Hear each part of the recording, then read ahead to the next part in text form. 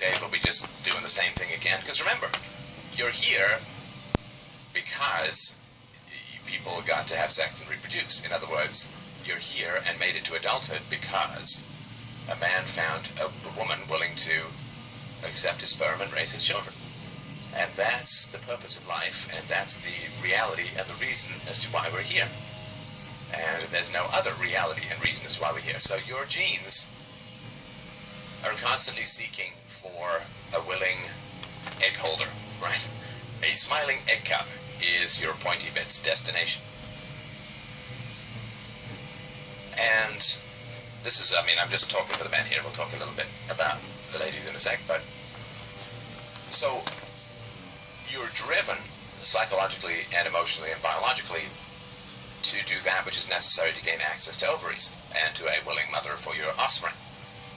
And so if you had a terrible childhood, then it means that bad women give eggs to bad men, right? That's what your biology interprets, right? So if you had a crappy childhood, if your mom was violent or neglectful or abusive in other ways or just a horrible human being in general, then your balls are like, oh, okay, so it's like horrible woman fest. And so what type of man does a horrible woman want? Well, a horrible man, right? So if you want to reproduce, they will say, then you have to be a horrible man, right? And that's why children who are raised by horrible women generally turn into fairly horrible human beings without, self-knowledge and all that, right? In the absence of any reflection or anything, generally reproduce the mindset, because the mindset is why they're there. The mindset is why the genes got to be reproduced.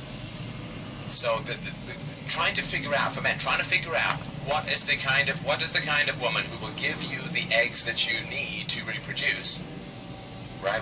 What kind of women are out there? Who are they giving their eggs to?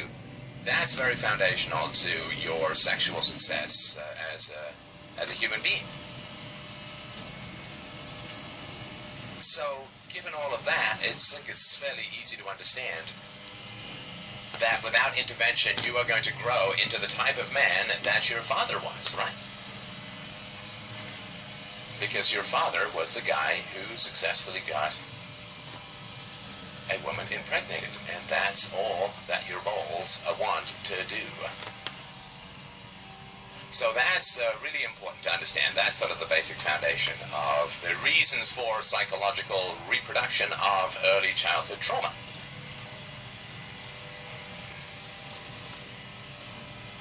So, the first thing that you need to tell your body, or that you need to tell your unconscious, is that there are choices. This is not an absolute. So in a tribe of 70 people, or 50 people, or 100 people, you really don't have choice. Right? You simply don't have choice. And so your brain is like, are we in a tribe, or are we in a city? Are we in the country, or are we in the city? In the country, there's precious little choice. In a tribe, there's precious little choice. Frankly, none.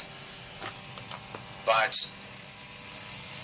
if you're in a city, then you can change your social circles. You can change your social circles. Isn't that cool? And so, remember, your psychology, your biology is not aiming for happiness. Philosophy will aim you at happiness, but biology and base psychology, the reptile part of your brain, the fucking breed part of your brain, is not aiming you at happiness. Doesn't really care if you're happy. It cares that the sperm hits the egg at the right angle. Frankly, it's all it cares about. Reproduction, reproduction, reproduction. You don't have a sex drive because your sex drive will make you happy. I think there are hundreds of millions, if not billions of men around the world, and women, who will say that their sex drive has made them enormously unhappy. So biology is not aiming you at happiness, but eggs and sperm. And philosophy will aim you at happiness. So the first thing you need to do is you need to say, how my mother was not an absolute. In other words, you need to inject the free will aspect into your mother's life. Because if she didn't choose to be that way, and we universalize then fundamentally you cannot choose to be that way. If your mother didn't have choice, you are not going to have choice. If your mother didn't have choice, then your father didn't have choice. Then you don't have choice. I mean, you can create some sort of artificial division, but that's pretty exhausting and debilitating in the long run. Holding two opposing thoughts in your mind is extremely dangerous and damaging to your energy, to your self-respect, to your integrity, to your morality, because you're always keeping fire and ice at bay in your brain, and they're constantly trying to mate with each other, and you're constantly pushing them back, and you can't rest, and you can't relax, and there's this constant battle. If you set up, parents are human beings. I am human being. Parents have no free will. I have free will. We're both human beings, so human beings both have free will and have the opposite of free will. I mean, that's just exhausting, and I would not recommend that path at all. So the first thing you need to recognize is that your parents had choice and you had choice. Now, this is true of everyone who's alive now. I mean, yes, I will fully grant in the Stone Age, people frankly didn't really have choice. They couldn't move to any place more sensible. They couldn't move to any place more rational. There's just no particular possible or even remotely possible way of even trying to deal with that situation. But in the 20th century, there was mobility, there were choices, there was philosophy, there was self-knowledge, there was psychology, psychiatry, in its original form, sort of the pursuit of self-knowledge, this, that, and the other. So all of that was available to people, even in the country. They could move to the city, and people did, right? I mean, if there was a gold rush, where did people go? When people went to the gold rush, they hit it hard. People moved countries. All the people in the 18th and 19th centuries, they came to America. And why did they come to America? To pursue a better life. So people were able to cross entire oceans on rickety boats and all this, that, and the other, able to get all of that stuff done so that they could live a better life. And so the idea that people can't move to be with healthier people or look for healthier situations. I mean, look at what's happening in the U.S. border in the South at the moment. You've got people willing to risk death, ride on top of trains through tunnels just to get their kids over the border. And this is what people are able to do. To pursue better opportunities, well, that's exactly what they want to do. They want to pursue better opportunities. And so, given the mass human migration that occurred in the 20th century and continues in the 21st century, despite all legal impediments that are conceivable, well, what can I tell you? It's hard for people to say, I didn't have a choice. Of course they did. Of course they did.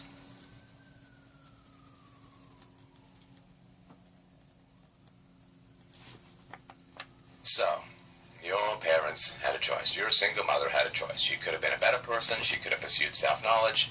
She could have done the right thing. Or she at least could have recoiled from doing the wrong thing. I know my mother, at points in my childhood, recoiled from the abuse that she was pouring upon myself. I assume my brother as well, though I can only speak for myself.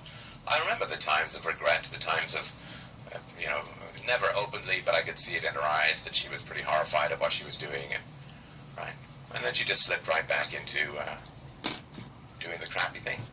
The other test, of course, for whether somebody possesses free will is, do they punish you for the effects of your choices as a child, right? So if your mom hit you for doing the wrong thing, then she was saying, you are morally responsible for your choices, you're doing this, and you must be punished for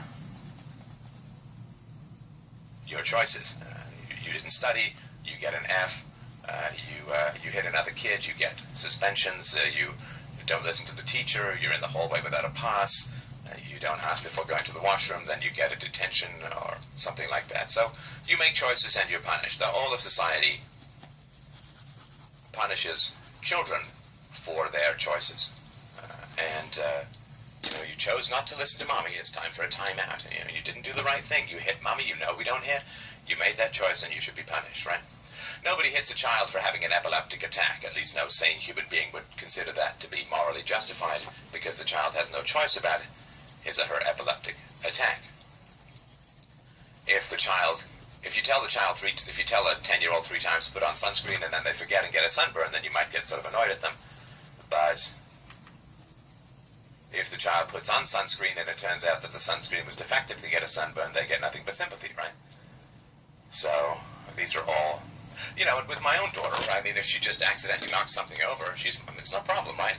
If she's waving something around and I tell her 3 times not to and she keeps doing it and then she spills something, well, then I'm a little annoyed because she didn't listen and she made a choice and so on. But then I also have to remember the number of times I tell her not to do something, she keeps doing it, and there are no problems. It's important to serve up both sides of the equation, so to speak. So, yeah, the first thing that you recognize is that your parents had choices, and they chose badly. And they willed what happened to you as a child. They willed what happened to you as a child. There's that old saying, live by the sword, die by the sword. Yeah. Inflict free will, have free will inflicted on you.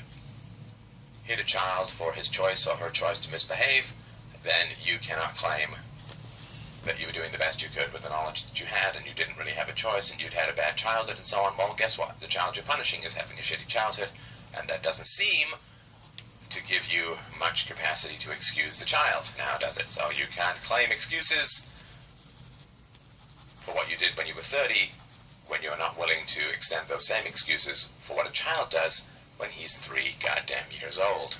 That is pathetic.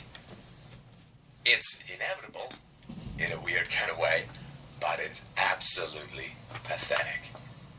I could not lift this 50-pound weight when I was 30. And so I punished my 2-year-old child for not being able to lift that 50-pound weight. Well, if we should be excused for not lifting a 50-pound weight, then certainly the first person who should be excused is the toddler, right? So, to recognize that your parents had choices and chose to act the way that they did, and chose to maintain acting the way that they did, is important to understand. Is important to understand.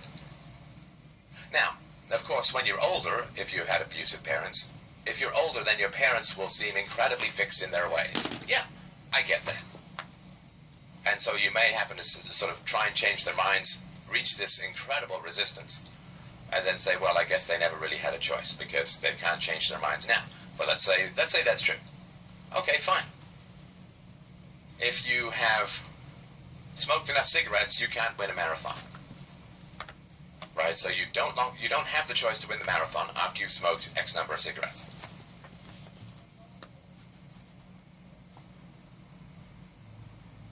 And yet, your choice to smoke those cigarettes was your choice to smoke those cigarettes. Right? So if you end up with diminished choice later on as a result of prior choice, does not excuse anything. A man who's 300 pounds cannot win a marathon. I get that. I would not say that he has that choice.